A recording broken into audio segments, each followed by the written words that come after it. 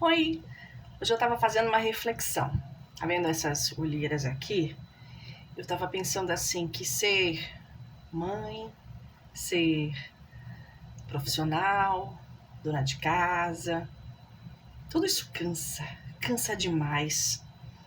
A verdade é que nenhuma mulher dá conta de tudo. E quem diz o contrário está mentindo.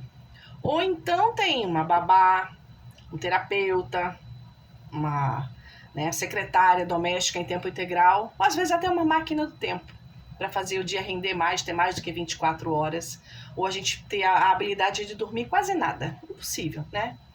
Hoje mesmo, uma aluna minha, eu sou professora de inglês também, mãe de um menininho de 2 anos, chegou exausta na aula. Ela trabalha, é uma super profissional, cuida da casa, tenta estudar, retomar o tempo, né, do inglês para progredir mais na carreira e ainda se culpa, porque acha que está falhando.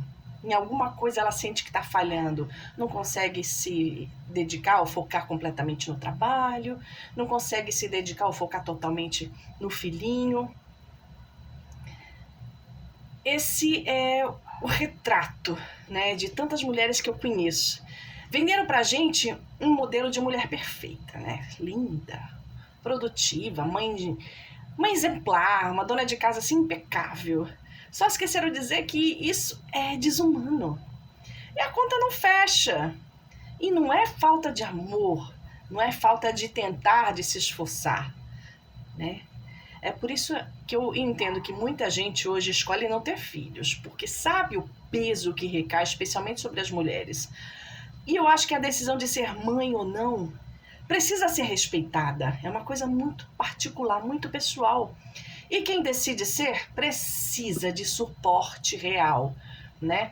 Uma creche in company, horários flexíveis, políticas de cuidado, não só flores no Dia das Mães. Eu tive sorte de, em um pedaço da minha vida profissional, eu ter um home office, uma companhia, uma empresa funcionando em casa.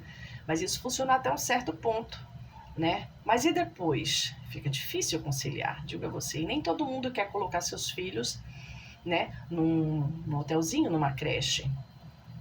Foi pensando nisso que escrevi meu conto Roupa Lavada, né, que é a história da Regina, que largou a faculdade, ela estava no segundo período de psicologia, para ser esposa e depois mãe, né? O marido era professor de educação física e ela foi nesse sonho dourado, e é impossível, né?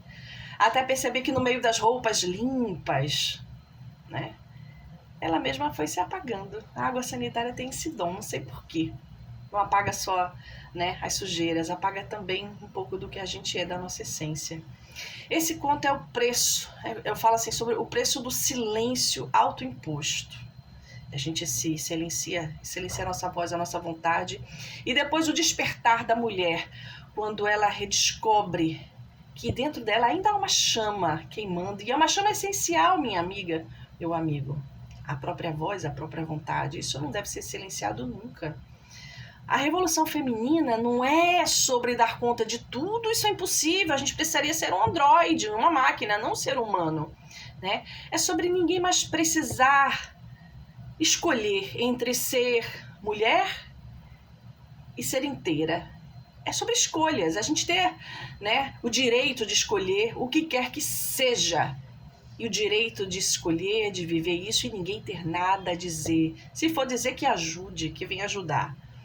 Então, se essa mensagem te tocou, compartilha.